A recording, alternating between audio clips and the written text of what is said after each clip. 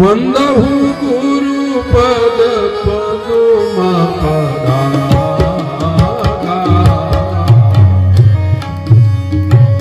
सुरुचि सुभाष सजस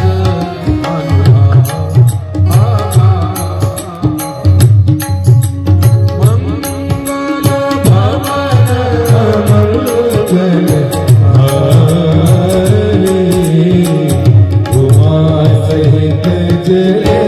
जगत पुरारी सुकृति सपूतन विमोदी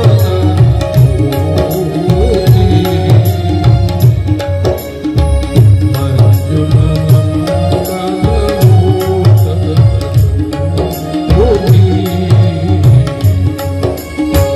मंगल भवन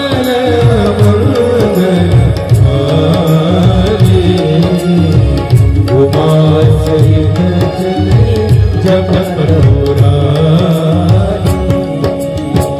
मुद मंगलमय संत समाधि जग जंगम तीर्थ राजु राम भक्त शुभ संगीता सरसंगम अमिता जगता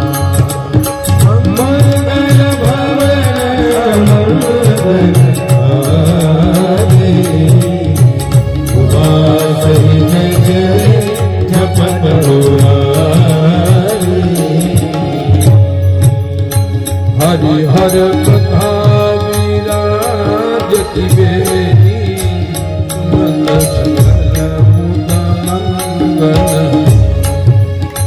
मंगल भवन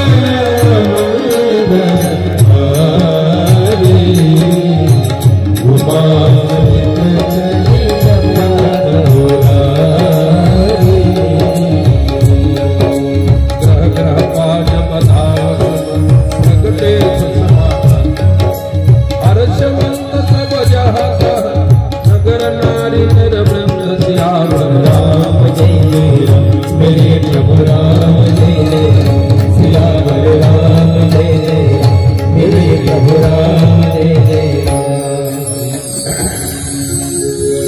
ग्रह ग्रह बाज बधाव शुभ प्रगटे सुसमाकंद हर्षवंत सब जहां तहां नगर नारी नर गंद।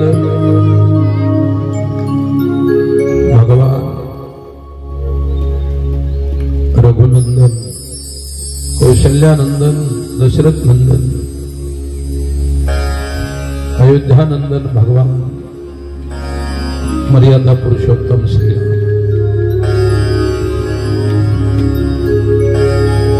पवन पुत्र हनुमान जी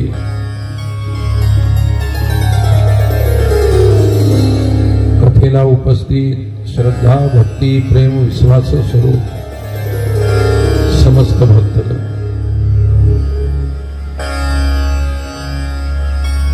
अयोध्येमध्ये राम आल्यानंतर प्रत्येक घरी मंगलमय वाद्य वाजू लागले। शोभेचं मूल भगवान ज्यावेळी प्रगट झाले नगरामध्ये मंगलवाद्य बधाई वाद्य वाजत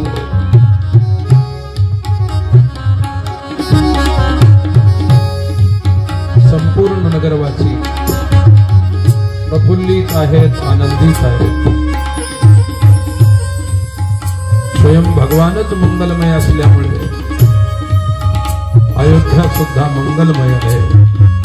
अयोध्येचा समाजही मंगलमय आहे। जेथे राम आहे तेथे सर्व मंगल आहे।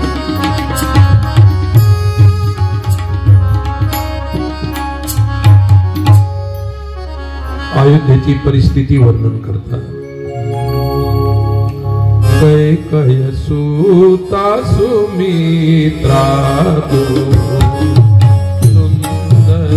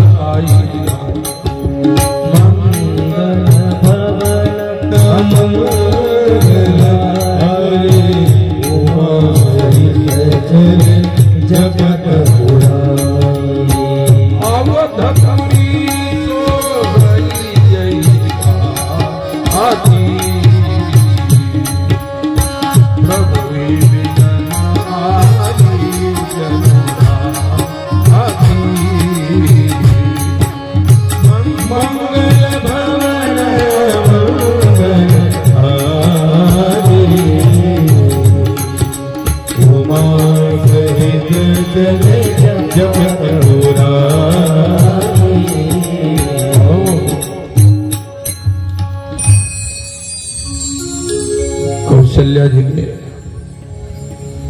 जसा रामाला जन्म दिला त्याप्रमाणे कैकई सुता म्हणजे कैकई व सुमित्रा या दोघींनी सुद्धा आपापल्या बाळांना जन्म दिला. कैकईचे पुत्र भरत, सुमित्रेचे लक्ष्मण आणि शत्रुघ्न, अशा प्रकारे तिन्ही राण्यांना पुत्र झाले. अयोध्यापुरीमध्ये जिकडे तिकडे सुख, आनंद, प्रेम, सर्वत्र प्रेम प्रतीत होत आहे. अयोध्यापुरीमध्ये 1 महिना व्यतीत झाला, परंतु अयोध्यावासींना वाटू लागलं की एकच दिवस झालेला आहे. सज्जनांनो, आनंदाचे क्षण, आनंदाचे दिवस आठवत नसतात आणि दुःखाचे दिवस लवकर जात नसतात. दुःखाचे दिवस कटत नाही, आनंदाचे दिवस सहज जातात. आपल्या येथे सोहळा चालू आहे, आला आपला 3रा दिवस. 7 दिवस कधी जातील चुटकी सरशी तुम्हाला कळणार सुद्धा नाही.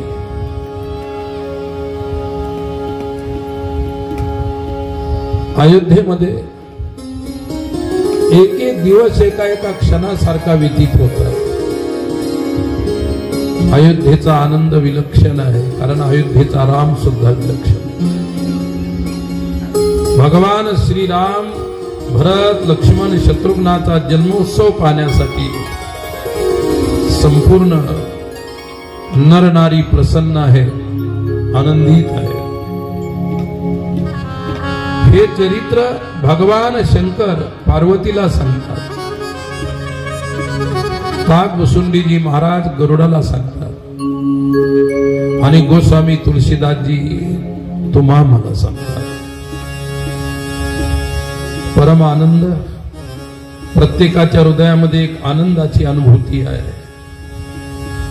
प्रत्येकाचं जीवन आनंदाने ओतप्रोत आहे, भरलेलं आहे, ओथंबलेलं आहे आणि त्या आनंदाचा रस संपूर्ण आवत आनंदामध्ये डुबलेली आहे. जेथे प्रत्यक्ष आनंदाचा सागर प्रगट झालेला आहे, तिथे फक्त आनंदच आनंद आहे, दुःख नाही. तुकोबारायांच्या शब्दात आनंदाचे डोही आनंद तरंग, आनंद आनंद आनंदचे अंग,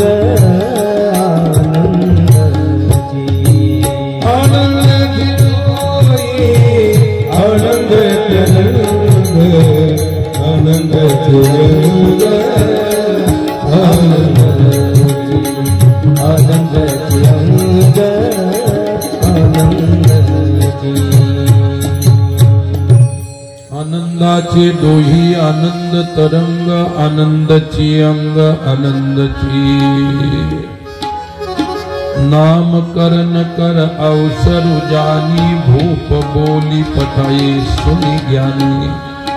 यानंतर जन्मोत्सवाचा दिव्य समारंभ संपन्न झाल्यानंतर महाराज दशरथाने त्यांचे कुलगुरू वशिष्ठाच्या आज्ञेने त्यांच्याद्वारे आपल्या 4ही बालकांचे नामकरण संस्कार केले. जो आनंद सिंधु सुखरासी सी करते त्रैलोक्य सुपासी, सो सुख धाम राम असनामा. जो आनंदाचा समुद्र आहे, सुखाची रास आहे, जो आनंद सिंधू आहे, आनंद घन आहे, आणि दुसऱ्याला सुद्धा आनंद देणार आहे अशा पुत्राचं नाव राम ठेवलं. मोठ्या पुत्राचं नाव रमन्ते योगिनः यस्मिन् स रामः. ज्याच्यामध्ये योगी धानी जपी तपी सर्व रमून गेलेले असतात त्या पुत्राचं नाव राम आहे. त्याच्यानंतर विश्वभरण पोषण कर जोई ताकर नाम भरत अस होई. जो संसाराचं भरण पोषण पालन करतो त्याचं नाव भरत ठेवलं. नंबर 2 जाके सुमिरन तेरी पुनाशा नाम शत्रु हन वेद प्रकाशा. ज्याच्या स्मरण मात्राने शत्रूचा नाश होतो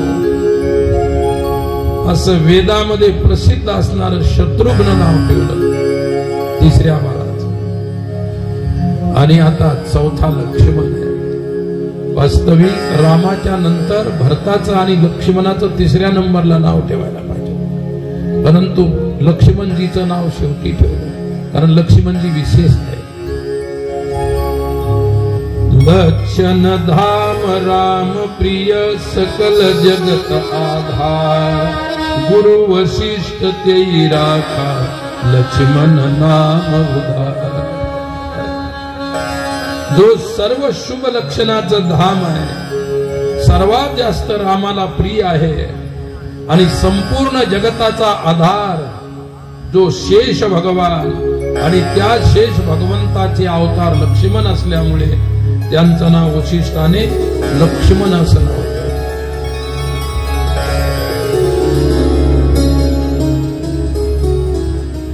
भरतात भरतो नाम लक्ष्मणं लक्ष्मणान्वितः लक्षणान्वितः शत्रुघ्नं शत्रुहंतारम एव गुरु अभाष्यत. वाल्मिकी रामायणामध्ये हा श्लोक आहे. ज्या ज्या गुणामुळे त्यांची वेगवेगळी नावं ठेवली. तर अशा प्रकारची किती पवित्र सुंदर नाव आहे.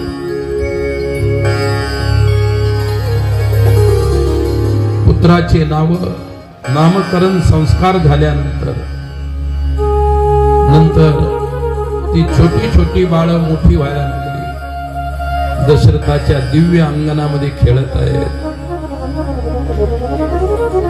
आई सकाळी उठल्यानंतर त्यांचा शृंगार करत आहे. अगोदर त्यांना स्नान करवते. स्नान झाल्यानंतर त्यांना सुंदर तेल आदी लावल्यानंतर बाळांचा शृंगार. बाळाला शृंगार करण्याचं काम कैकेयी माता करत होती. कैकेयीचं सर्वांच्या प्रती अतिशय प्रेम होतं.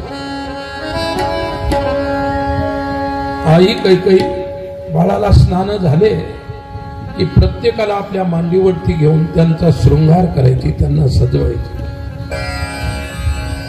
पीत झगुलिया तनु पहिरा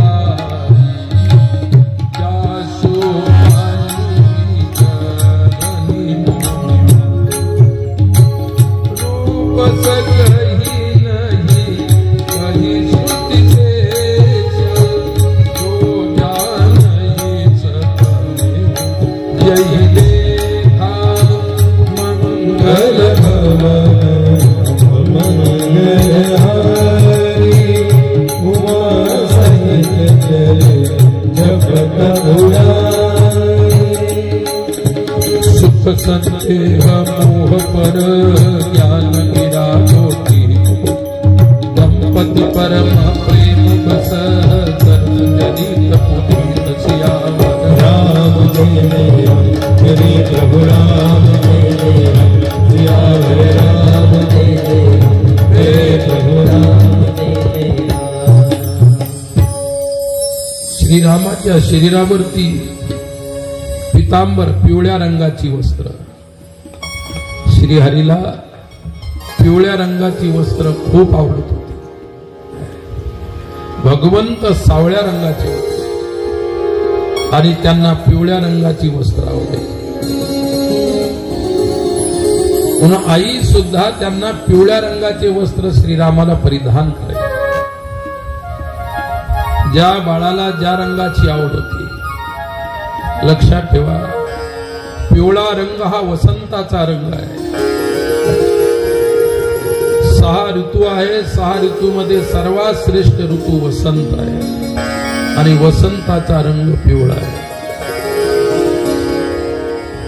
आता सध्या वसंत ऋतू चालू आहे.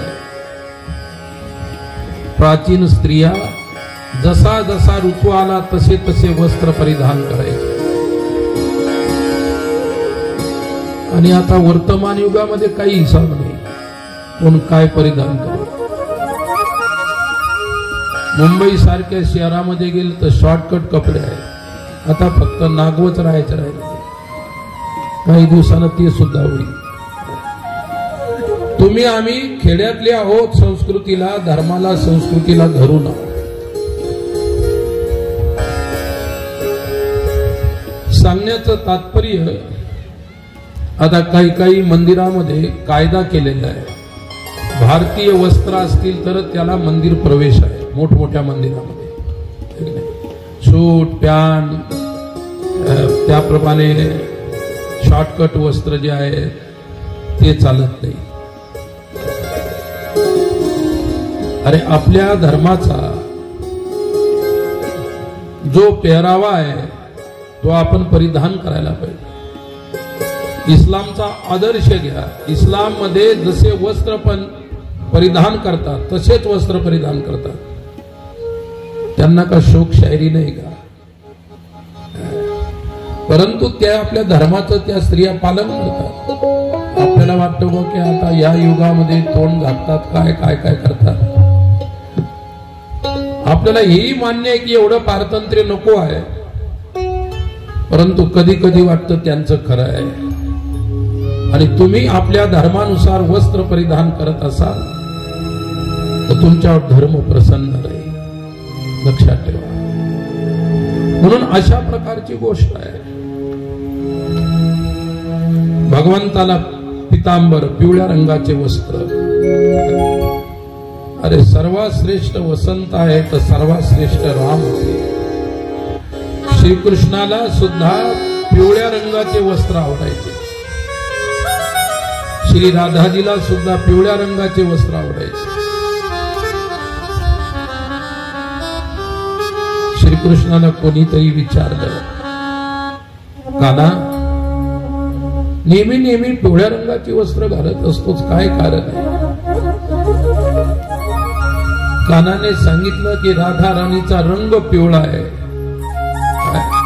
राधा राणीचा रंग गोरा पिवळा आहे, म्हणून तिच्या रंगाचे वस्त्र मी घालतो. आणि हे वस्त्र घातल्यानंतर तिला अतिशय आवडते.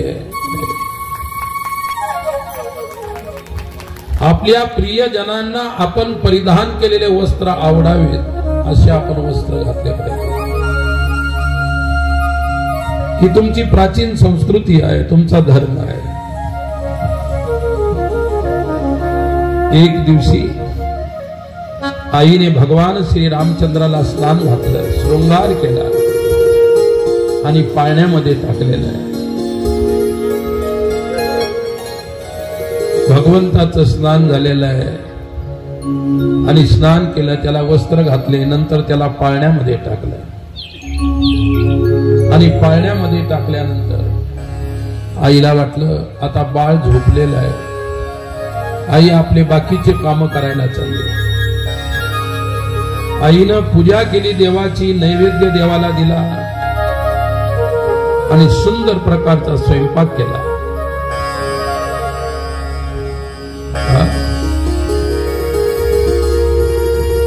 भगवान श्रीराम कृष्ण असतील,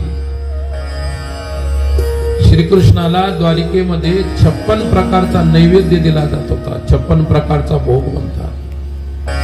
परंतु श्रीकृष्णाला आई यशोदेनं दिलेल्या दुधाचा, लोण्याचा याची आठवण व्हायची. किती जरी पदार्थ द्वारिकेत करत असतील पण माझ्या आईसारखा स्वाद. आणि सत्य आहे, आईच्या हातानं जे बनतं त्याच्यासारखा स्वाद कशातच नाही लक्षात. तुम्ही भले बायकोची प्रशंसा करत असाल ती गोष्ट वेगळी आहे, पण आईच्या हातचं अन्न वेगळं असतं. आईच्या हातचं अन्नच नाही, आईच्या हातचं जे बनतं तो प्रसाद असतो लक्षात. बायकोच्या हातानं बनेल ते अन्न असतं, ते भोजन असतं, आणि आई जे बनवते आणि आपल्या बाळांना खाऊ घालते तो प्रसाद असतो. आणि आई दैवत आहे. आई दैवत आहे लक्षात ठेवा. मातृदेवो भव पितृदेवो भव. म्हणून आईच्या हातचा अन्न खाल्यानंतर चित्तामध्ये धर्माचे संस्कार जन्माला येत असतात. पण आई धार्मिक असावी लागेल. एके दिवशी आईनं सुंदर स्वयंपाक केला आणि स्वयंपाक झाल्यानंतर राम उठलेले होते. आईला वाटलं आता भोजनाची वेळ झाली. याव दुई बालक देखा मती भ्रम मोर की आन भिषेका. आईला वाटलं की बाळ पाळण्यात झोपलेलं आहे, चला उठून घेऊन येऊ त्याला. पाळण्याकडे गेली. जात असताना अंगणात पाहिलं तर अंगणात एक तसंच बाळ खेळत होतं, पाळण्यातही तसंच होतं. दोन बाळ सारखेच होते. आई म्हणाली हा कोणता चमत्कार आहे. मी तर एका पुत्राला जन्म दिला आणि त्याच्यासारखे दोन मुलं दिसायला लागले. काहीतरी काय विपरीत घडत आहे, काहीतरी विपरीत दिसत आहे.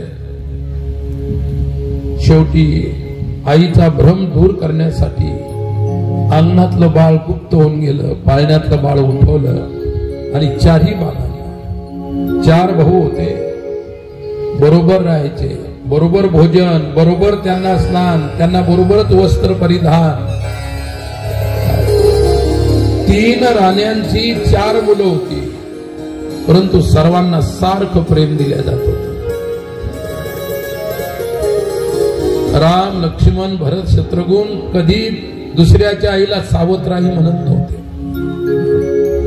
प्रत्येकीला आपली आई समजायचे.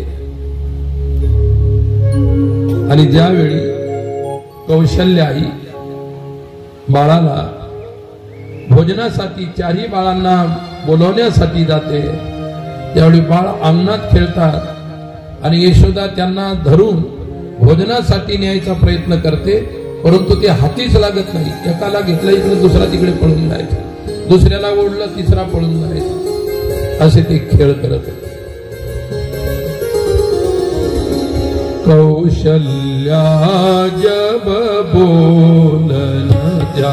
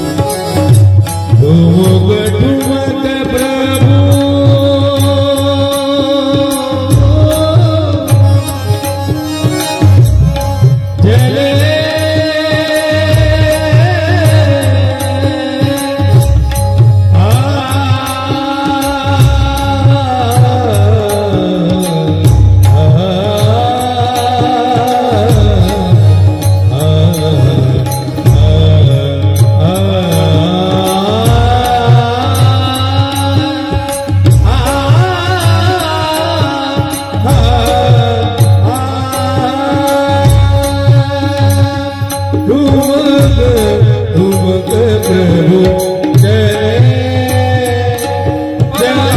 भलाई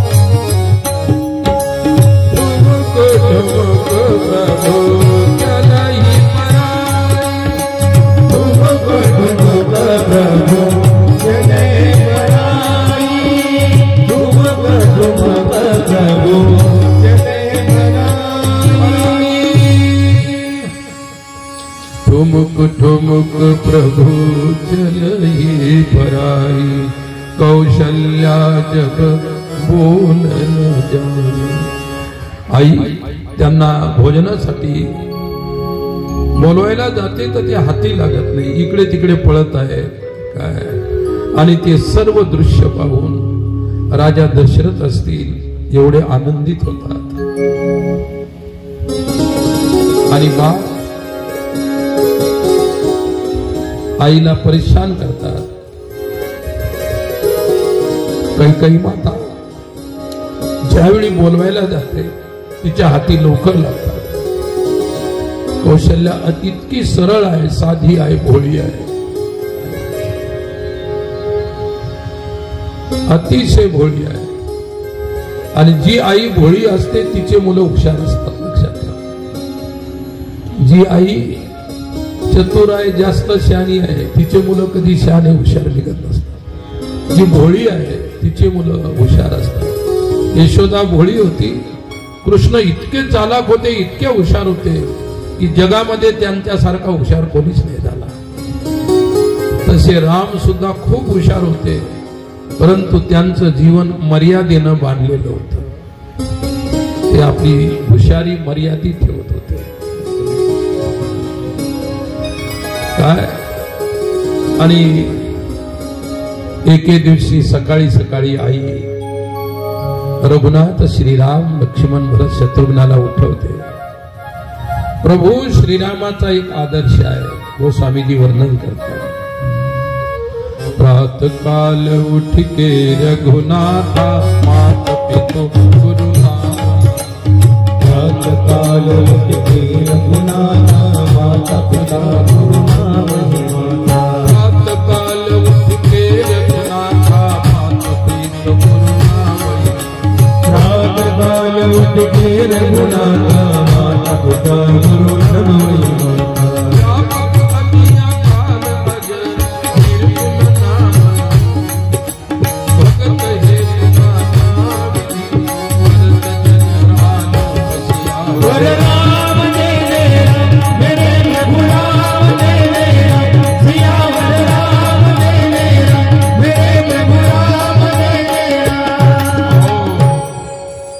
प्रातः काल उठ के रघुनाथा मात पीत गुरु नावई माता।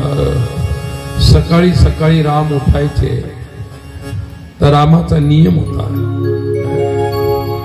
अरे आपल्याला परमेश्वरानं एवढं उत्तम जीवन दिलेलं आहे तर त्याच्यामध्ये काहीतरी नियम पाहिजे।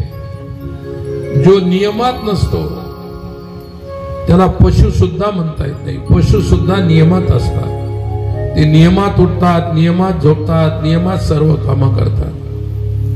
आणि आपण माणसं असूनही नियमात नाही, माणसं असूनही आपल्याला नियम अजून माहित नाही।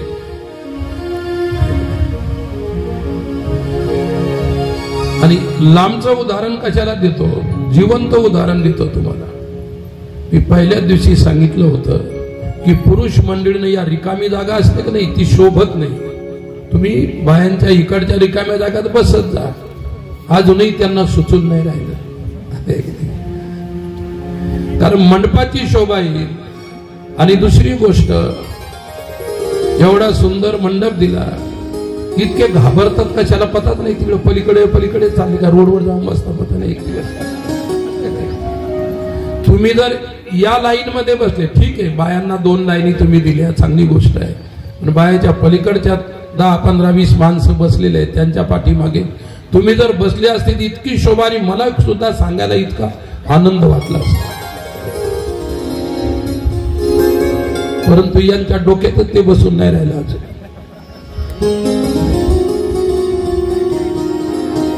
राम मर्यादित राहणारे होते. बरं वाटायला लागलं, बरं 2-2, 4-4 येऊन जाईल. आमची एकच इच्छा आहे की तुम्ही आमच्या दूर नका राहू, जवळ या, आणि आपण जवळचे ते सर्व.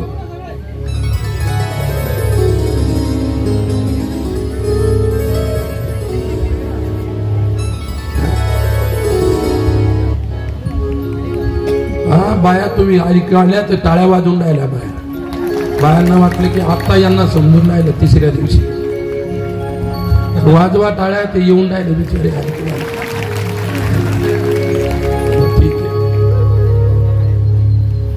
हळूहळू या, शांततेने काही हरकत नाही. नदी या सालीकडे पळत, काही सांगता येत नाही. मला कसं वाटतं की या लोकांनी एवढा खर्च करून, एवढं तुमचाच खर्च आहे, तुम्हीच मंडप लावला, तुमच्या मंडपाची शोभा तुम्हालाच वाढवायची.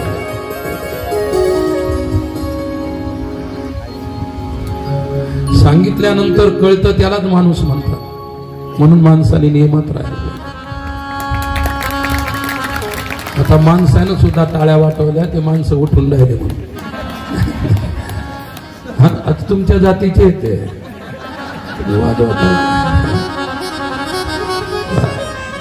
तुमचं कंपाऊंड भरल्यानंतर तुम्ही पलीकडे कुठेही बसू शकता, फक्त मंडपाची शोभा वाढवा, एवढंच मला म्हणायचं. गजानन महाराजांना सुद्धा खूप आनंद वाटेल की चला हो, ठीक आहे. हा, कोणाला लघवी आली, काही आली, मध्यंतरी नामस्मरण होतं, त्यावेळी लघवीला जाऊन येऊ शकता, असं काही नाही की बसलेच पाहिजे. आणि माझ्या कथेमध्ये तुम्ही झोपून जरी कथा ऐकली तर मी तुम्हाला काहीच म्हणणार नाही. लागलं तर तुमच्या घरच्या 4 पाया बाजा खाटा घेऊन या, त्याच्यावर झोपून ऐकली तरी आपल्याला. फक्त हे प्रभू रामचंद्राचे पवित्र चरित्र तुमच्या कानापर्यंत पोहोचलं पाहिजे, एवढी तुम्हाला विनंती आहे सर्व. चला, बरं वाटायला लागलं आपल्याला थोडं.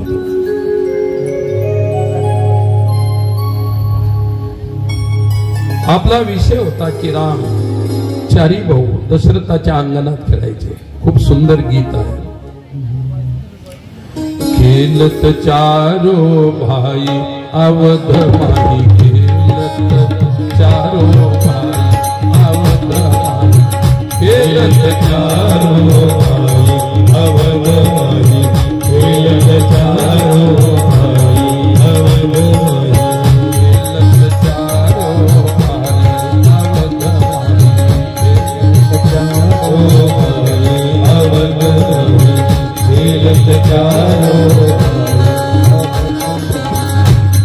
जतन के खेल बनाए, जतन के खेल बनाए, फूलन गेल बना अवध खेल 4 अवध खेल 4 अवध खेल 4.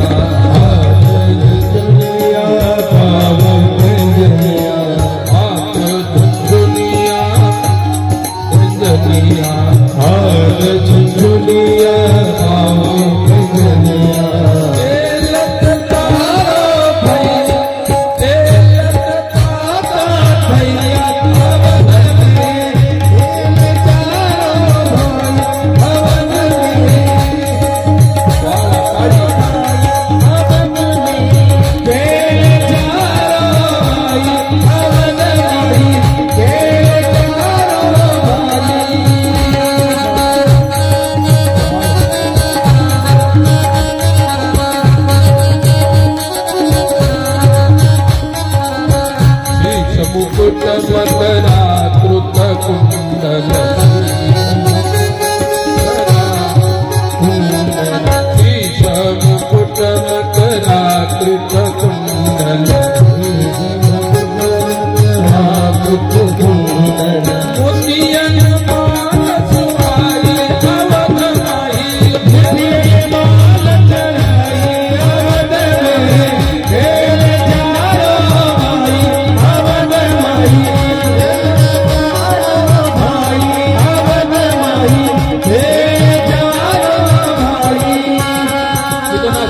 देती है।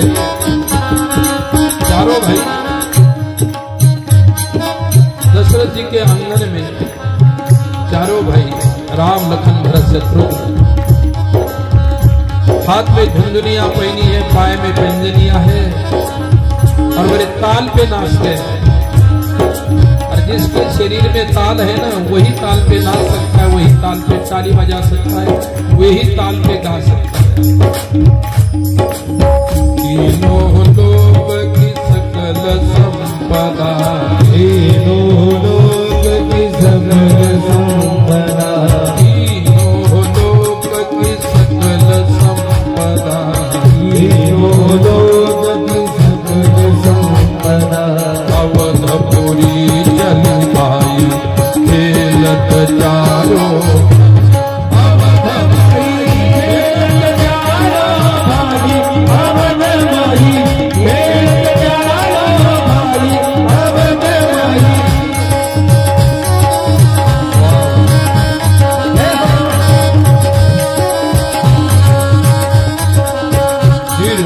जल आको पावन निर्मल जल को पावन, शीतल पवन सुहाई हवन में, भागी हवन माही खेलत चारो, भागी हवन माही खेलत चारो भाई।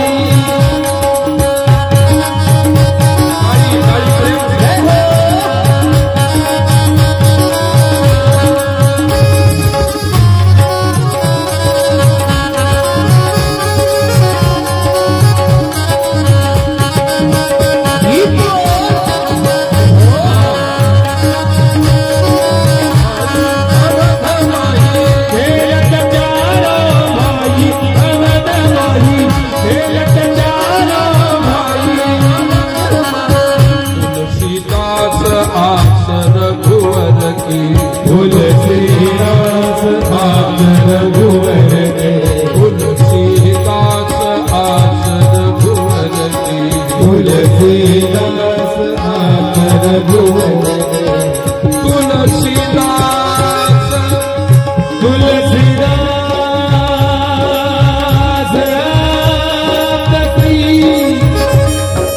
रघुवर के,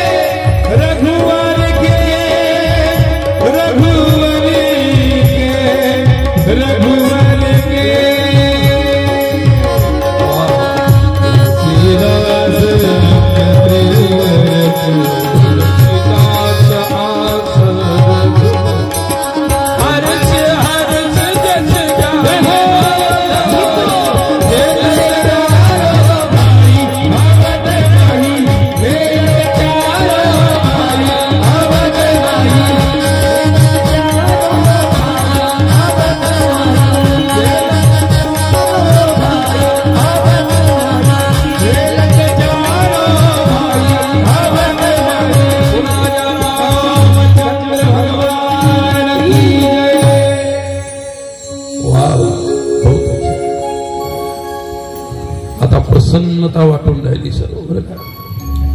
तुमच्या टाळ्या, तुमचं प्रेम आणि प्रभू रामचंद्राचं हे अति दिव्य आणि सुचरित्र। एके दिवशी राम लक्ष्मण भरत शत्रुघ्न 7-7, 8-8 वर्षाचे झाले असते। एके दिवशी अचानक गाधी तनय विश्वामित्रजी अयोध्येला आले। विश्वामित्राचं अयोध्यागमन काहीतरी विशेषता घेऊन आलेलं आहे। श्रेष्ठ पुरुष असतात, महापुरुष असतात, दिव्य पुरुष असतात, त्यांचं आपल्या घरी आगमन झालं ते काहीतरी विशेषता घेऊन आलेले असतात. विशेष पुरुषाचं आगमन विशेषता घेऊन येते. सामान्य पुरुषाचं आगमन विशेषता घेऊन येऊ शकत नाही. विश्वामित्र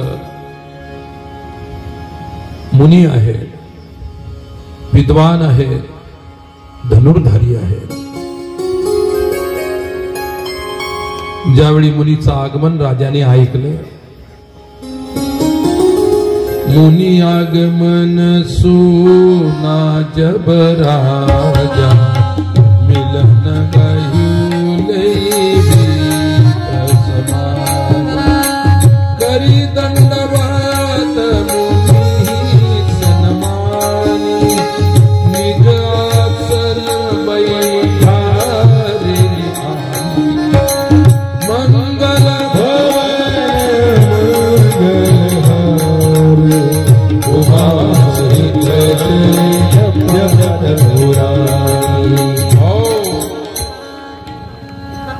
मुनी विश्वामित्राचं आगमन राजभवनाच्या समोर झाल्यानंतर राजा दशरथाने श्रेष्ठ ब्राह्मणांना सोबत घेऊन मुनीच्या समोर त्यांची आवागमन करण्यासाठी समोर गेले आणि मुनीला सर्वप्रथम दंडवत केला.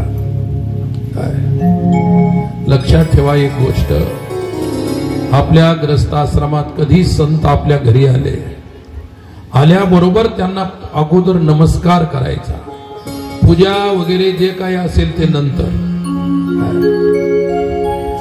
नमस्कार प्रिय साधू. सत्पुरुष साधू नमस्काराने प्रसन्न होत असतात.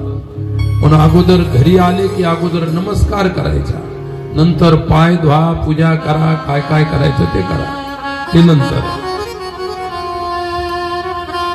राजा दशरथाने आपल्या अंगणामध्ये विश्वामित्राचे चरण धुतले.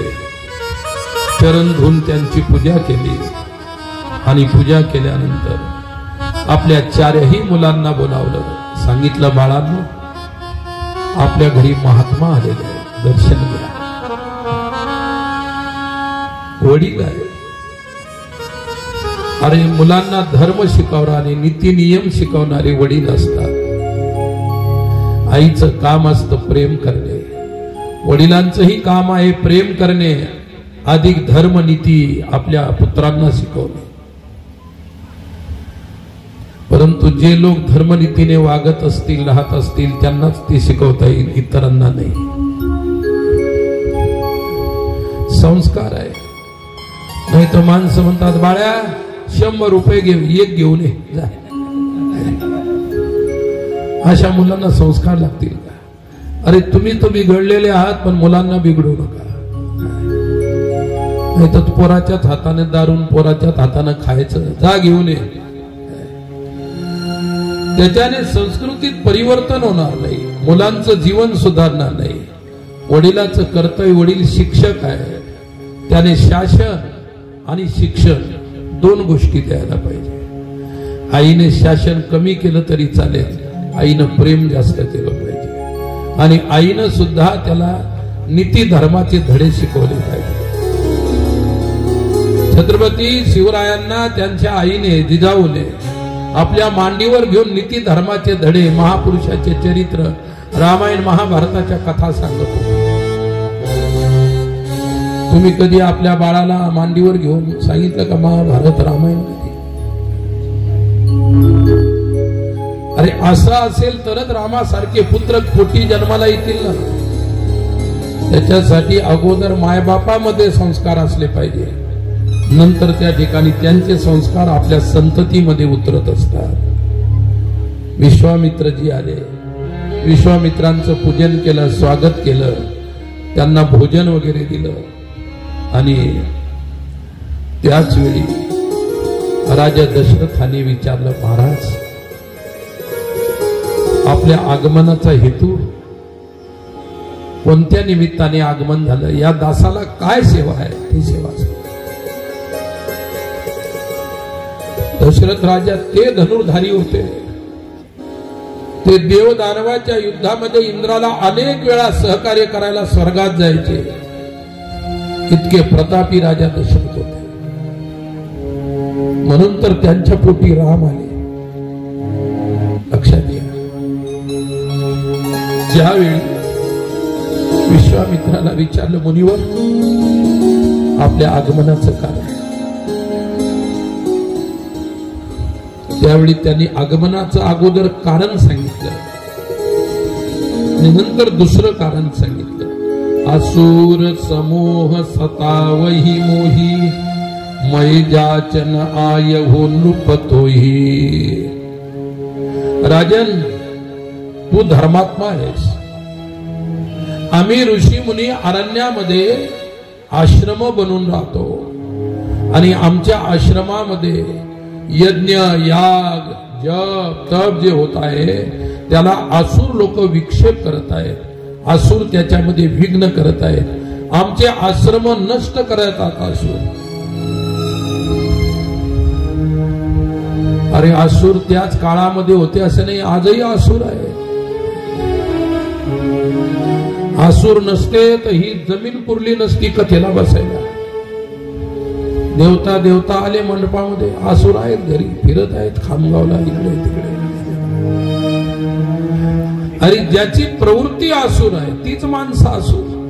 जे खायला नको ते खातात, जे प्यायला नाही पाहिजे ते पितात, जे करायला नको पाहिजे ते करतात आणि सर्व गोष्टी धर्माच्या विरुद्ध करतात. धर्माची निंदा करतात, साधू संतांची निंदा, ईश्वराची निंदा, मंदिराची निंदा, सज्जन सत्पुरुषाची निंदा करतात. अशीच माणसं राक्षस आहेत. पूर्वी तरी राक्षसांची संख्या कमी होती, आता भयंकर वाढलेली आहे. काळ बदललेला आहे, काळ वेगळा आहे म्हणून बरं आहे. नाही तर ही कथा सुद्धा असुराने होऊ दिली नसती. तरी प्रयत्न करतात ते असुर लोक. हे व्हायलाच नको, कारण ते संस्कारहीन असतात. त्यांच्यामुळे त्यांची मती त्यांची बुद्धी त्या प्रकारची असते. आणि म्हणून परमेश्वराला माणसानं जास्त काही मागू नये, पण बुद्धी चांगली दे एवढं मागितलं. दुर्बुद्धी ते म्हणा,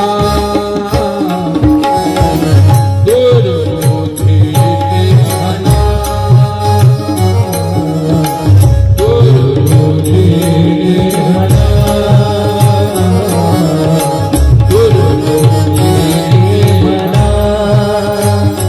पदाणो मदो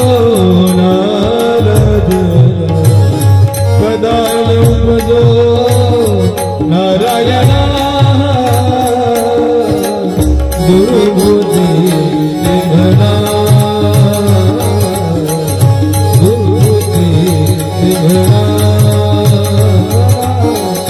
दुर्बुद्धि निधना. सदा पदो नारायणा, सदा पदो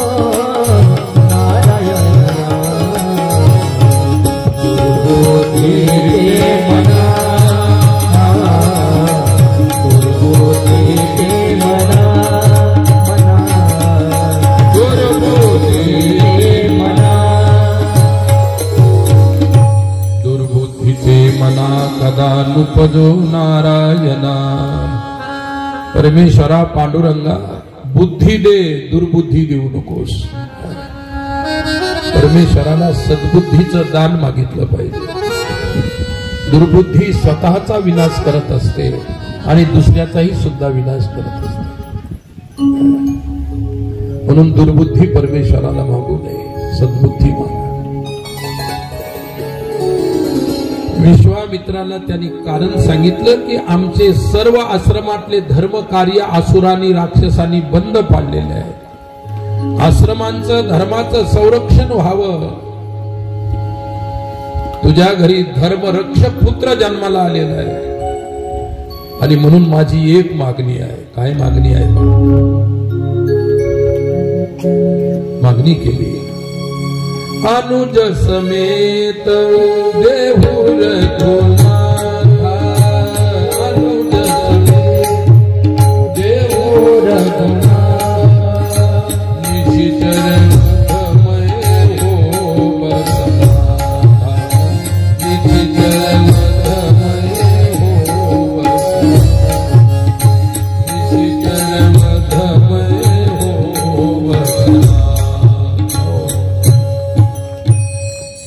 काय मागितलं विश्वामित्राने? अनुज समेत देहू रघुनाथा. अनुज म्हणजे लक्ष्मण. आपल्यापेक्षा लहान्या भावाला अनुज असं म्हणत असतात. लहान्या भावाला अनुज असं म्हणत असतात. रामाचा अनुज लक्ष्मण आहे, भरत आहे, शत्रुघ्न आहे. लहान भाऊ हे अनुज असतात. विश्वामित्र म्हणतात अनुज समेत देहू रघुनाथा. राजन, लक्ष्मणासहित रघुनाथाला माझ्या सोबत द्या. निशिचर वदमय हो बसनाता. आणि ते असुरांचा वध करतील आणि आम्ही जे ऋषीमुनी अनाथ झालेलो आहोत ते सनाथ होऊन जाऊ. अशी विनंती केल्यानंतर राजाला मोठं धर्मसंकट पडलं. एक तर वृद्धापकाळी झालेले पुत्र आणि त्यामध्ये सुद्धा राम. दशरथ राजा म्हणतात राम तर मला प्राणापेक्षा प्रिय आहे. मे ते प्राणनाथ सुत दो तुम मुनी पिता आन नहीं को. राम मला प्राणापेक्षा प्रिय आहे. लक्ष्मण मला प्राणासारखा प्रिय आहे. सारखा आणि पेक्षा याच्यामध्ये फार अंतर असतं, लक्षात ठेवा. पेक्षाचा अर्थ आहे की त्याच्या सारखा मला कोणी जगात प्रिय नाही. राम माझा प्रिय पुत्र आहे. मुनिवर, तुम्ही जे पाहिजे ते मागा, पण रामाला मागू नका. मी रामाला कसा सोडू शकतो? तुम्ही अवध मागा, मी अयोध्या द्यायला तयार आहे. मी येतो ना तुमचे संरक्षण करण्यासाठी यज्ञाचे. ही लहान लहान बाळ कसे संरक्षण करतील? विश्वामित्र म्हणतात राजन, तुला अजून बाळांची ओळखच झालेली नाही. तुझ्या दृष्टीमध्ये ते लहान आहेत आणि माझ्या दृष्टीमध्ये एवढे महान आहेत की मी त्यांचं वर्णन करू शकत नाही. म्हणून आदरपूर्वक दोन्ही बाळांना माझ्या सोबत द्या. राजाने खूप विचार केला, खूप विचार केला. वशिष्ठ मुनीने सांगितलं विश्वामित्र मागतात तर देऊन टाक, जास्त विचार करू नको. आणि असेही बाळांना आता 12 वर्ष गुरुकुलामध्ये आपल्याला पाठवावं लागणार आहे. आणि स्वतः गुरुच त्यांना घ्यायला आले तर पाठवून द्यायला काही हरकत नाही. दोन्ही बालक विश्वामित्राच्या सोबत द्यायला राजा तयार झाले. फक्त एकच सांगितली गोष्ट, तुम मुनी पिता आन नाही को. आतापर्यंत वडिलाची भूमिका मी केली, परंतु मुनिवर तुमच्या झोळीत दोन्ही मुलं टाकत असताना आजपासून माझ्या बाळाचे, दोन्ही बाळाची आई वडील तुम्हीच. आम्ही आई वडिलांना जे प्रेम दिलं, आश्रमात गेल्यानंतर तुम्हाला आई वडिलांचं प्रेम त्यांना द्यावं लागेल.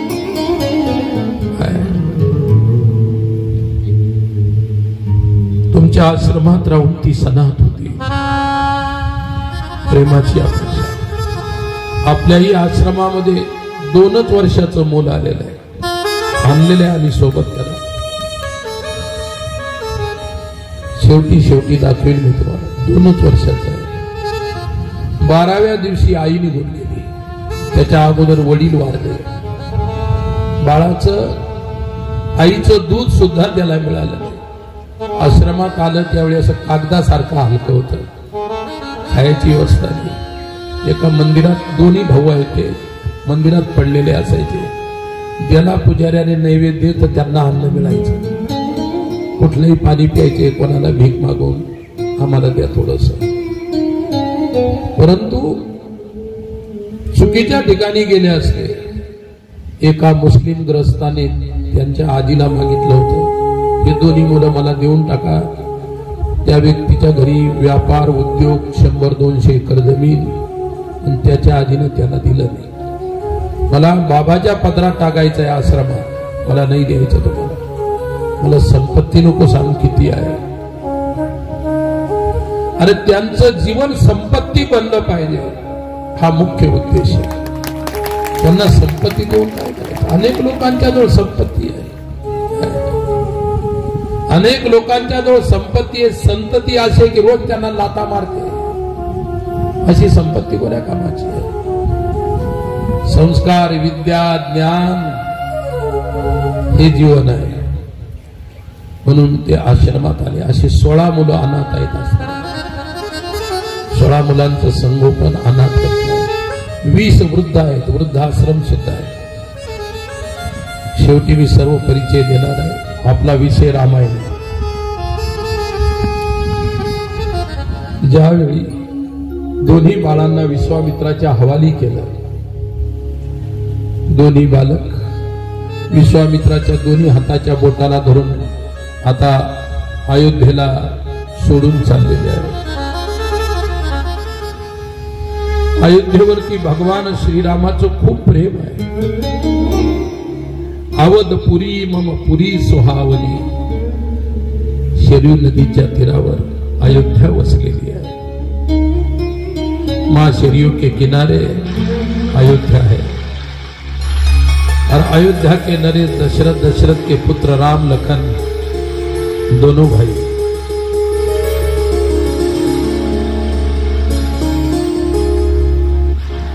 ऋषींनी दोन्ही मुलांना घेतलं गेलं आणि सांगितलं, बाबा आजपासून आम्ही आई वडील नाही, न कौशल्या न कैकेयी न मी न सुमित्रा, तुम्हीच आहे. ईश्वर आणि संत एकटे जरी असले तर ते मायबाप होऊ शकतात. तुमच्या ग्रस्त आश्रमामध्ये आई वेगळी असते, बाप वेगळा असतो. परमार्थामध्ये संत मायबाप आहे. तुम्ही संत माय बाप कृपा कायमी पतित कीर्तिवानू. काय साधकाचा माय बाप दर्शन हरी. साधकाचा माय बाप दर्शन हरी. सर्वभूते सुखरूप ज्ञान ममाधा. सर्वभूते सुखरूप ज्ञान ममाधा. सर्वभूते सुखरूप ज्ञान ममाधा.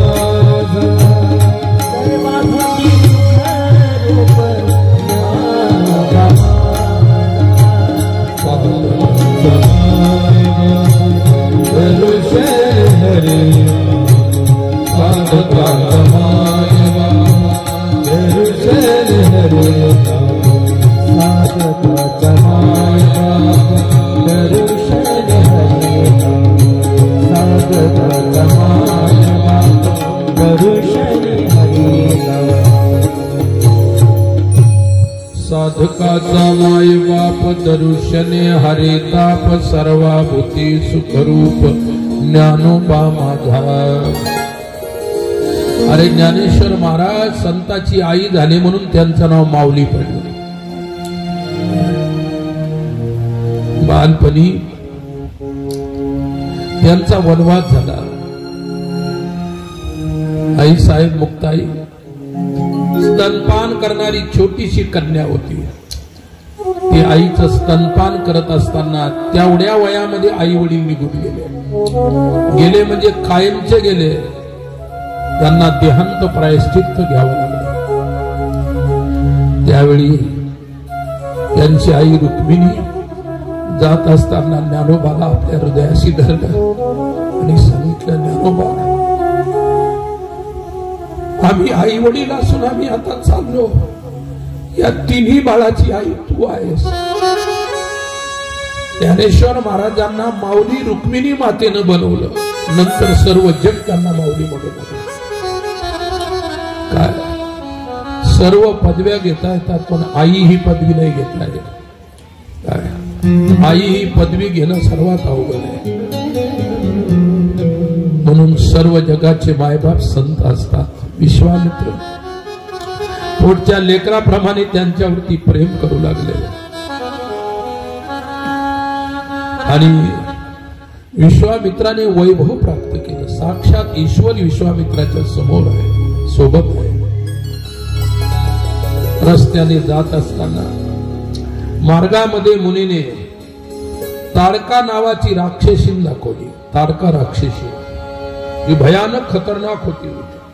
आणि जशी ताडकेनं पाहिलं की दोन्ही मुलं विश्वामित्राच्या बरोबर येत आहे आणि राक्षसांना समाप्त करणार आहे, ताडका अंगावर धावून गेली. लहान लहान छोटी छोटी मुलं कवळी काकडी सारखी खाण्यासाठी धावली. तसंच भगवंताच्या खांद्यावरती बाण होता. प्रभूनं जो बाण काढला आणि पहिला वध ताडकेचा केला. राजा रामचंद्र भगवान की जय. ताडका मारल्या गेली, राक्षसी होती. त्याच्यानंतर पुढे प्रवास सुरू झाला. प्रवास सुरू झाल्यानंतर सुनी मारित निशाच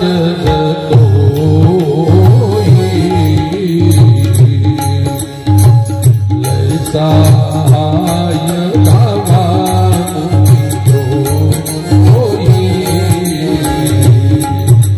मुनि भर पान राम जय मारा सत जो जनला सागर का आवत सन अनुज निशाचर मंगल पवन अमंगल उमा सहित जल सफल पुराणी. वध केल्यानंतर पुढे मारीच नावाचा राक्षस आणि त्याचा भाऊ सुभाव हे दोन विशाल राक्षस, त्यांना कळालं की ताडका मारल्या गेली आहे. मारणारा हा विश्वामित्राच्या सोबतचा बालक राम आहे. आणि नंतर भगवान श्रीरामाने रस्त्यामध्ये पहिला मारीच जो होता, मारीच्याला असा बाण मारला, बिनु फर बाण राम तेही मारा. बिना फनावाला बाण त्या रावणाला राक्षसाला मारून त्याला सागराच्या पलीकडे 100 योजन फेकून दिलं. तिकडेच तो मरून पडला. आणि दुसरा त्याचा भाऊ सुबाहू त्याला अग्निबाण मारून त्याचाही वध केला. इकडे छोटा भाऊ लक्ष्मणने राक्षसाची सेनेचा संहार केला. याप्रमाणे बाल राम आणि बाल लक्ष्मणाने अनेक राक्षसांचा वध केला. आणि अनेक राक्षसांचा वध केल्यानंतर विश्वामित्रजी त्यांना घेऊन चाललेले होते. एके दिवशी विश्वामित्राच्या आश्रमामध्ये जनकपुराहून कोणीतरी दूत आला सीता स्वयंवराची पत्रिका घेऊन. सीता स्वयंवराची पत्रिका घेऊन दूत आल्यानंतर विश्वामित्राला ती पत्रिका दिली. विश्वामित्राने दोन्ही बाळांना जवळ बोलावलं. बाळांनो, तुमचा अहोभाग्य आहे. तुम्हाला जनकपूर पाहायला मिळणार, जनक राजा पाहायला मिळतो. बाबा, आमची खूप इच्छा आहे जनकपूर पाहायची, राजा जनक पाहायची. म्हणतात की राजा जनक ब्रह्मज्ञानी पुरुष आहे. आम्हाला सुद्धा त्यांचं दर्शन होईल नाही का? दशरथ राजाने जन्म दिलेले हे दोन्ही बालक. विश्वामित्र म्हणाले, बाळांनो, तिथे भला मोठा धनुष्य यज्ञ होणार आहे. धनुष्य यज्ञ सुनीर भूकुलना आता हर्षि जले मुनिवर के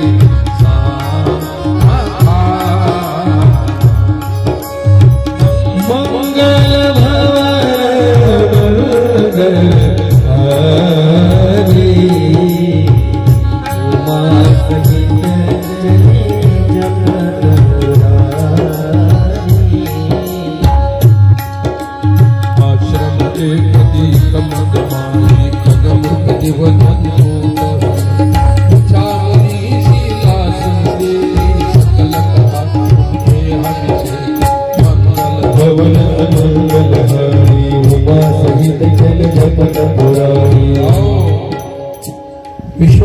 विश्वामित्राजीच्या सोबत धनुष्य यज्ञाची गोष्ट ऐकली. जनक राजाचे इथे धनुष्य यज्ञ आहे. तो यज्ञ सुद्धा आपल्याला पाहायला मिळणार. आणि त्या दोन्ही बालकांना बरोबर घेऊन महाराज निघाले. विश्वामित्र जात असताना समोर एक आश्रम दिसला आणि तो आश्रम कोणाचा आहे? राम विचारता, बाबा हा आश्रम कोणाचा आहे? या आश्रमात तर जीव नाही, जंतू नाही, मनुष्य नाही, ऋषी नाही, कोणीच नाही. निर्जन वनामध्ये मिथिला उपवने तत्र आश्रमं दृश्य राघवः पुराणं निर्जनं रम्यं प्रपच्छ मुनिपुंगवम्. हा आश्रम महाराज जनकाच्या राज्यामध्ये होता. मिथिला उपवने तत्र, मिथिलेचं उपवन आहे आणि तो आश्रम त्या वनात पाहिला. पुराणम निर्जनम रम्य, निर्जन वन आहे, तिथे कोणी जनता नाही, फार प्राचीन आहे, रम्य आहे. आणि विचारलं की कोणाचा आश्रम आहे हा? आणि त्या आश्रमामध्ये एक शिळा पडलेली, ती दगडाची शिळा. राम विचारतात, प्रभू ही दगडाची शिळा काय आहे, काय रहस्य आहे? त्यावेळी विश्वामित्र सांगतात, गौतम नारी श्राप बस उपल देह धरिती, चरण कमल रज चाहती, कृपा करहु सियावर राम जय प्रभु राम जय सियावर राम जय प्रभु राम जय. परसत पद पावन शोकन सावन प्रगट भई देखत रघुनायक जन सुखदायक सन्मुख होई कर जोई. अति प्रेम अधीरा पुलक शरीरा सुख नहीं आव बचन कही. अतिशय बड़ भागी चरण लागी जुगल जलधारा. देखिए गौतम ऋषी, राम हा ऋषी गौतमाचा आश्रम आहे. आणि ही शिळा जी पडलेली आहे ना दगडाची, ही गौतमाची नारी अहल्या आहे. ती पाषाण होऊन पडलेली आहे. आणि राम तुझ्या चरणाच्या धुळीची ती प्रतीक्षा करत आहे. तुझ्या चरणाची धूळ जर या शिळेवरती पडली तर त्या शिळेतून अहिल्या जिवंत होऊ शकते. रामानं विचार केला. रामाचे चरण पवित्र आहेत. राम परमात्मा असल्यामुळे त्यांचे चरण पवित्र आहे. साधू सत्पुरुषाचे चरण सुद्धा तेवढेच पवित्र असतात. श्रीराम विश्वामित्राच्या सोबत आहेत, गुरुच्या सोबत आहेत, गुरुचे भक्त आहेत. राम शिळेवरती तुझ्या चरणाचा स्पर्श झाला पाहिजे. तुझ्या स्पर्शानं ही शिळा पावन होऊन जाईल, ऋषी नारी जिवंत होऊन जाईल. रामाला असं म्हटल्यानंतर राम विचारात पडले. ऋषीची पत्नी आहे, ऋषीची पत्नी आहे, तिची मी दर्शन घ्यायला पाहिजे. माझ्या पायाचा स्पर्श, तिचे तर पाय धुवून प्यायला पाहिजे. गुरु महाराज मी लहान आहे, छोटासा आहे, ऋषी पत्नीच्या शरीराला पायाने स्पर्श करू शकत नाही. ते पुनीत शरीर आहे. राम तुझ्या पदस्पर्शाशिवाय ती पावन होणार नाही, असा तिला शाप आणि उशाप आहे. अहिल्याचा तुम्हाला परिचय सांगतो. अहिल्या ब्रह्मदेवाची कन्या होती. ती एवढी सुंदर होती. एकदा ब्रह्मदेवाच्या सभेमध्ये सर्व देवता उपस्थित असताना अहल्या तेथे सभेत आल्यानंतर सर्व देवगण तिच्यावर आसक्त झाले. त्यावेळी ब्रह्माजीने प्रण केला की जो सर्वप्रथम पृथ्वीची प्रदक्षिणा करून येईल त्यालाच माझी अहिल्या दिल्या जाईल. सर्वांना इच्छा होती की अहिल्या आम्हाला मिळायला पाहिजे. सर्व देवी देवता होते, ऋषीगण होते सर्व. त्यावेळी तिथे गौतम ऋषी होते आणि गौतम ऋषीच्या जवळ दररोज पूजा करण्यासाठी शालिग्राम होते. शालिग्राम कळतो का? काळ्या रंगाचा असा एवढा दगड असतो आपल्या पूजेमध्ये मांडलेला, ते शालिग्राम असतात. शालिग्राम म्हणजे प्रत्यक्ष भगवान विष्णू. शालिग्राम कुठे भेटतात माहिती आहे का? नेपाळमध्ये गंडकी नावाची नदी आहे. त्या नदीमध्ये आपोआप शालिग्राम तयार होतात आणि तिथे शालिग्राम भेटतात.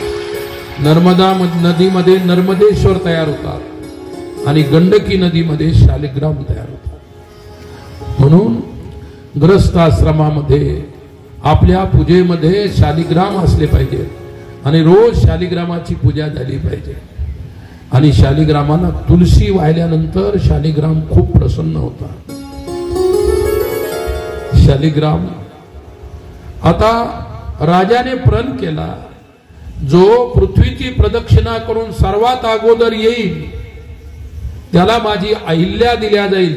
अहिल्याचं लग्न त्याच्याबरोबर होईल.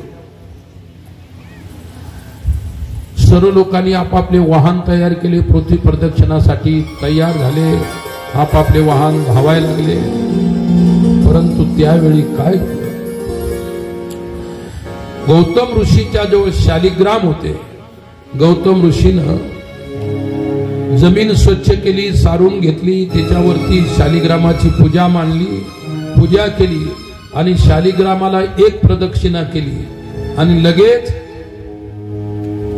ते ब्रह्मदेवाजवळ गेले. महाराज माझी प्रदक्षिणा झाली. म्हणले तू तर आत्ताच गेला होता ना, आत्ताच आला, प्रदक्षिणा कशी झाली? मी शालिग्राम शिलेची प्रदक्षिणा केली. शालिग्रामाची एक प्रदक्षिणा केली तर एक पृथ्वी प्रदक्षिणेचं फल लागत असते. लक्षात ठेवा, पृथ्वी प्रदक्षिणेचं फल. म्हणून शालिग्राम शिलेची त्यांनी काय केली, प्रदक्षिणा केली आणि गेले ब्रह्माजीजवळ. ब्रह्माजीनं शास्त्र पाहिलं, शालिग्रामाची जो एक प्रदक्षिणा करतो त्याला एका पृथ्वी प्रदक्षिणेचं फल मिळतं. पृथ्वीवर अनंत तीर्थ आहेत, अनंत देवी देवता आहेत, मंदिर आहेत, सर्वांना प्रदक्षिणा करण्याचं फल मिळतं. लक्षात. आणि ज्या घरामध्ये नित्य शालिग्रामाची पूजा होते तेथे सदैव लक्ष्मीचा वास असतो. म्हणून ग्रस्ताश्रमामध्ये पूजेमध्ये शालिग्राम ठेवल्या गेले पाहिजे. आता त्याच्यामध्ये काही शालिग्राम असली कोणता, नकली कोणता, हे आपल्याला सामान्य माणसाला ओळखता येत नाही. असली त्या शिळेमध्ये आपल्या दातासारखे दात असतात, तोंड असतं, ऑटोमॅटिक प्रकृतीनंच बनलेलं असतं. आणि शालिग्राम वाटीवर दुधात ठेवल्यानंतर तो तेवढं दूध पिऊन घेतो, तो असली शालिग्राम आहे. बाकीचे गोटे दगड धोंडे कोणी आणून पूजत बसतं, ती गोष्ट वेगळी आहे. म्हणून तस्मै ब्रह्मा ददो कन्याम अहल्या लोकसुंदरी. ती सर्व जगामध्ये सुंदर असणारी कन्या शेवटी ब्रह्मदेवाला गौतम ऋषी बरोबर लग्न करावं लागलं तिचं. आणि गौतमाशी लग्न झाल्यानंतर एके दिवशी इंद्राने अहिल्याला पाहिल्यानंतर इंद्र तिच्यावरती मोहित झाला, मुग्ध झाला आणि तो गौतमाचं रूप धारण करून एके दिवशी गौतमाच्या आश्रमावर आला. आश्रमावर आल्यानंतर पहा, त्या अहिल्याला कळालं की आला मला फसवण्यासाठी इंद्र आलाय. तरी सुद्धा तिने त्या इंद्राबरोबर त्या ठिकाणी ज्या गोष्टी केल्या, गप्पा गोष्टी, तिनं त्या सगळं स्वीकारल्या. मुनिवेशम सहस्राक्षम विज्ञाय रघुनंदन. तो इंद्र रूप बदलून गौतमाचं रूप धारण करून आला आणि गौतमाचं रूप धारण करून आल्यानंतर तो दुष्ट इंद्र योनी लंपट दुष्टात्मन सहस्त्र भगवान भव. त्याने अहिल्याच्या सोबत अनुचित कर्म करण्याचा प्रयोग केला आणि ही गोष्ट ज्यावेळी गौतम ऋषीला कळाली त्यावेळी गौतम ऋषीने अहिल्याला शाप दिला. दुष्टे त्वम तिष्ठ दुर्वृत्ते शिलायाम आश्रमे मम. तुझं लग्न झालेलं आहे, मी तुझा पती आहे आणि मी तुझा पती असूनही तू इंद्राला भाळलीस. इंद्राबरोबर अनुचित कर्म तू केल्यामुळे अरे दुष्ट स्त्री, तू माझ्या आश्रमामध्ये दगडाची शिळा होऊन पडशील आणि मी या आश्रमात पुन्हा राहणार नाही, असा शाप दिला गेला. आणि शाप दिल्यानंतर तेव्हापासून ती शिळा त्या आश्रमात होती. आणि शिळा आश्रमात असल्यानंतर भगवान त्रेतायुगामध्ये ज्यावेळी त्यांचा अवतार होईल आणि ते आपल्या आश्रमात येतील आणि तुला पायाने स्पर्श करतील त्यावेळी पुन्हा तू जिवंत होशील आणि तुझा उद्धार होईल. म्हणून विश्वामित्र ही गोष्ट सांगत होते रामाला. आणि म्हणून राम तिला पदस्पर्श कर. पण रामाची हिंमत होत नव्हती. ऋषीची पत्नी जरी शिळा असेल तरी माझ्यासाठी ती आदरणीय पूजनीय आहे. रामाने पायानं स्पर्श नाही केला, फक्त शिळेवरती असा पाय धरलावरती रामाचे 4-10 चरणरस त्या पायातून पडले खाली त्या शिळेवर. लगेच त्या ठिकाणी शिळा होती तर काय झालं. शिळा होती मनुष्य झाली, शिळा होती मनुष्य थोर कीर्ती वाकाली, थोर कीर्ती वाकाली. हनुमंत काशाने शिळा होती मनुष्य झाली, शिळा होती मनुष्य झाली, शिळा होती मनुष्य झाली, शिळा होती मनुष्य झाली. रामचरणाच्या रजाने, रामचरणाच्या धुळीने शिळेवर धूळ पडल्याबरोबर ती एकदम जागी झाली. शिळेमधून अहिल्या प्रगट झाली. शिळा होती मनुष्य झाली, थोर कीर्ती वाखानीने लंका दहन केली हनुमंत काशाने. हे सर्व रामकृपेनं झालं पा. आणि त्या दिव्य शिळेची अहिल्या झाली. भगवान श्रीरामाने आई अहिल्याचं दर्शन केलं आणि पुढे विश्वामित्राच्या सोबत पुढे जात आहे. विश्वामित्र पुढे जात आहे आणि विश्वामित्र आता मिथिलेला जनकपूरला चालले आहे. चले राम लक्ष्मण मुनि संगा गए जहाँ पद पावन, कथा सुनाई जय प्रकार सुरसरी मैया, मंगल भवन मंगल है उमा सहित चले जगत पुरारी. विश्वामित्राच्या सोबत राम लक्ष्मण पुढे जात असताना गंगा किनाऱ्यावर आले, गंगेच्या काठावर आले. भागीरथी गंगा. गंगा पृथ्वीवरती कशी आली हे चरित्र विश्वामित्राने रामाला सांगितलं. पूर्वी भगीरथ नावाचा राजा होता. भगीरथाने खूप तपश्चर्या केली. त्या तपश्चर्येला याच्यासाठी तपश्चर्या केली की स्वर्गातली गंगा पृथ्वीवरती यावी. राजा भगीरथाचे पूर्वज सगर राजा होते. कपिलाचा अपमान केल्यामुळे सगराला कपिलाने भस्म केलं होतं आणि त्याने सांगितलं होतं जोपर्यंत स्वर्गाहून गंगा येणार नाही आणि तुझ्या पूर्वजांच्या राखेला स्पर्श करणार नाही तोपर्यंत तुझ्या पूर्वजांचा उद्धार होणार नाही. भगीरथ राजाने गंगेची प्रार्थना केली. गंगा म्हणाली मी यायला तयार आहे, पण माझा स्वर्गातून आलेला वेग कोण धारण करणार. अन्यथा भूतलम भित्वा नृपयासे रसातलम. माझा वेग जर पृथ्वीवरनं नाही धारण केला कोणी तर मी पृथ्वीत निघून जाईल. आणि तुझे पूर्वज कपिल आश्रमामध्ये राहतात तिकडे मी जाऊ शकणार नाही.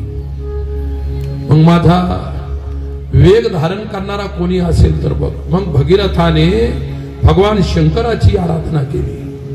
शंकराला प्रसन्न केलं. भगवान तुम्ही गंगेला धारण करा, तिचा वेग कोणी धारण करू शकला.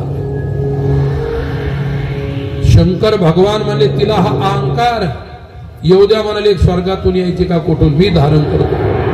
कैलास पर्वतावर भगवान शिव बसलेले होते. गंगा तशी त्यांच्या मस्तकावर आली. भगवान शंकराने 1000 वर्ष नुसते आपल्या जटामध्ये तिला फिरवलं. तिचा अहंकार चुरलो.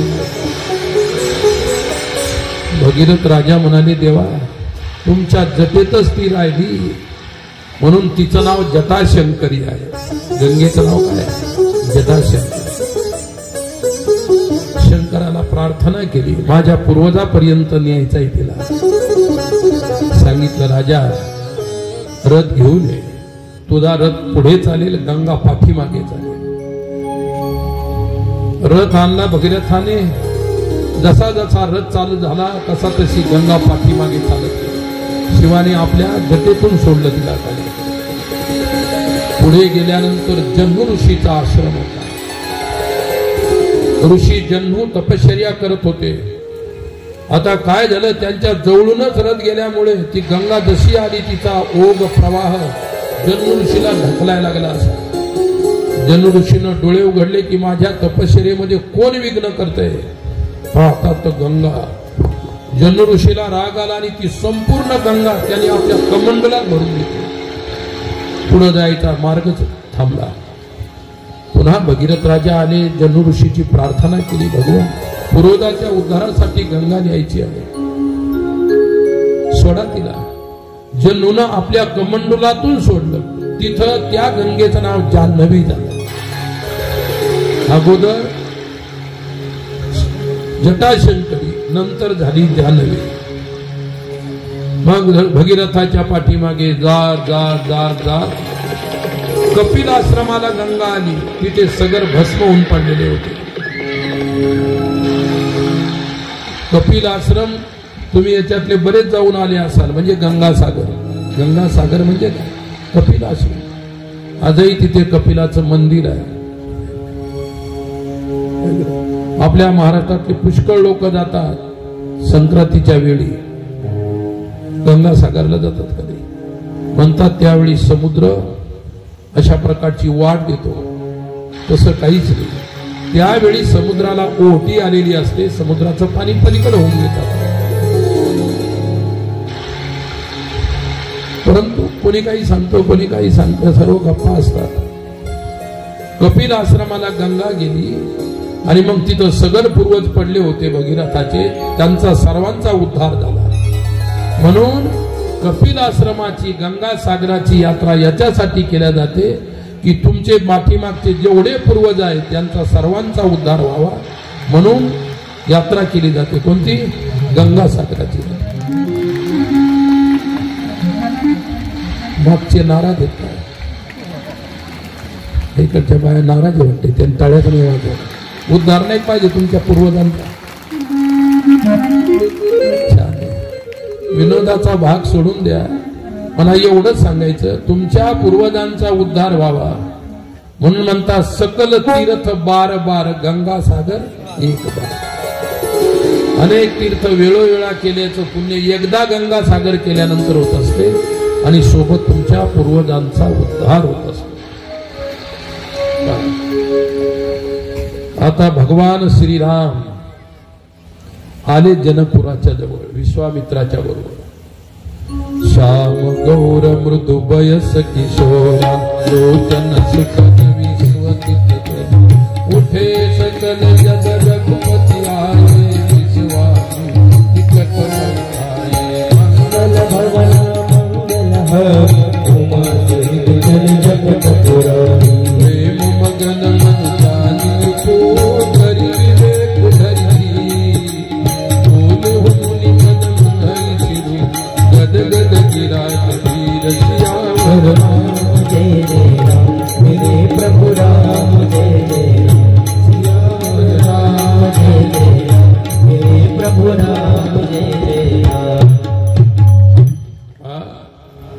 विश्वामित्राच्या सोबत राम लक्ष्मण आता जनकपूरला पोहोचले आणि राजा जनकाला ज्यावेळी कळालं की ऋषीवर विश्वामित्र आलेले आहे, त्यांचा आदरातिथ्य केलं पाहिजे, आव भगत केली पाहिजे, आणि म्हणून स्वतः महाराज जनक आपल्या आसनावर उठून विश्वामित्राच्या जवळ गेले. विश्वामित्राच्या जवळ गेल्यानंतर त्यांना नमस्कार केला आणि पाहता तो दोन सुंदर बालक विश्वामित्राच्या सोबत आहे. राजा जनक नुसते पाहत राहिले. अरे बाप रे, काय अलौकिक सौंदर्य आहे, कोण असतील?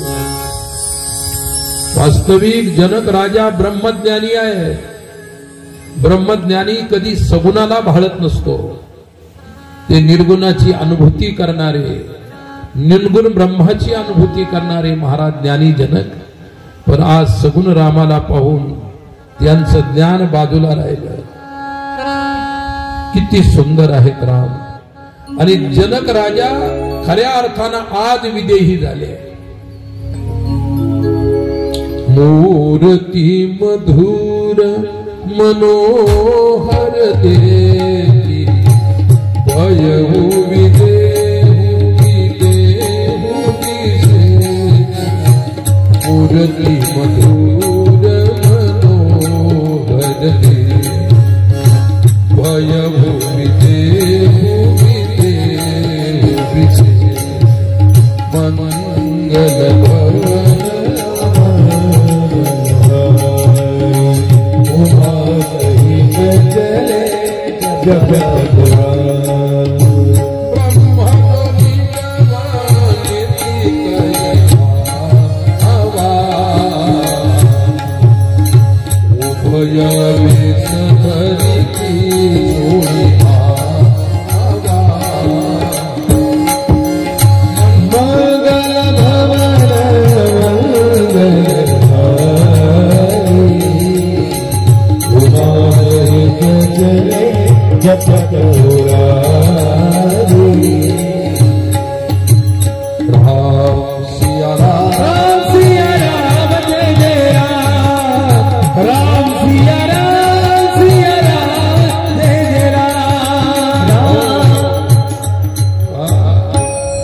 राजा जनक ज्ञानी आहे. ते म्हणतात माझं ब्रह्म निगमनेती कही गावा. माझं ब्रह्म जे आहे, वेद सुद्धा ज्याला नेती नेती म्हणून सांगतात. श्रुती नेती नेती म्हणती एक गोविंद. श्रुती नेती नेती म्हणती गोविंद. श्रुती नेती नेती म्हणती गोविंद. अनुमानेना अनुमानेना अनुमानेना अनुमानेना अनुमानेना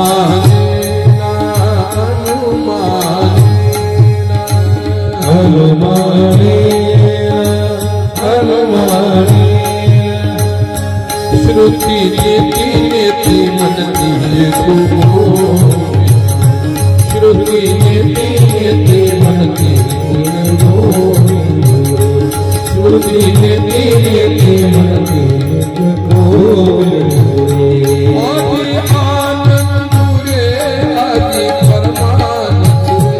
आदि आनंद रे आदि परमानंद. आदि परमानंद. आदि आनंद रे परमानंद. श्रुति नेति नेति म्हणती गोविंद. श्रुति नेति नेति म्हणती गोविंद. श्रुति नेति नेति म्हणती गोविंद. श्रुती म्हणजे वेद सुद्धा ज्याला नेती नेती जाणू शकत नाही.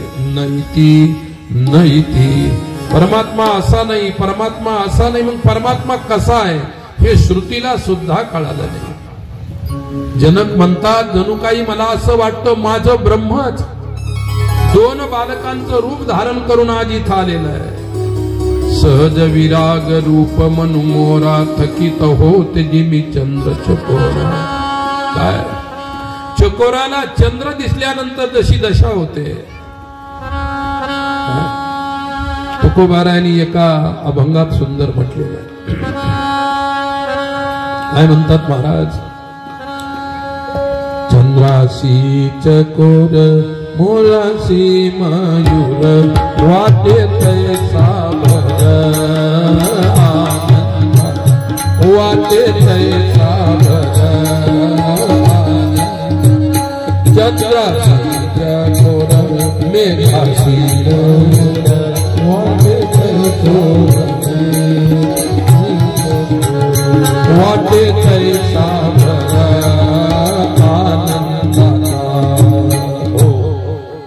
चंद्राशी चकोर.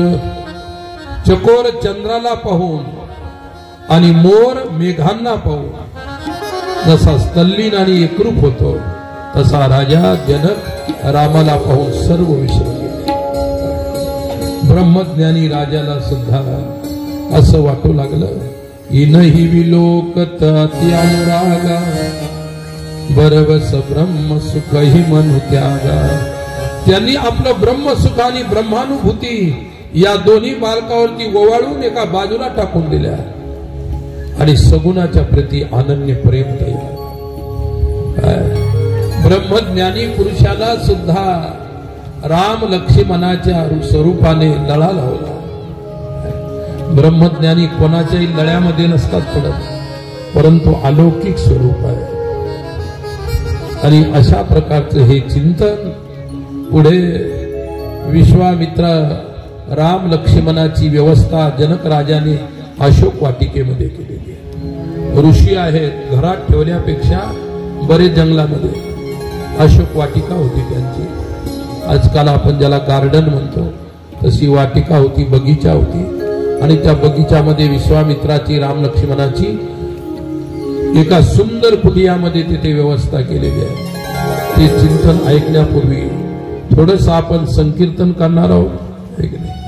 तुम्ही थोडे आता बराच वेळ झाला संकीर्तन करायला, तुमचंही थोडस अंग मोकळं करून घ्यायचं तर करून घेऊ शकता.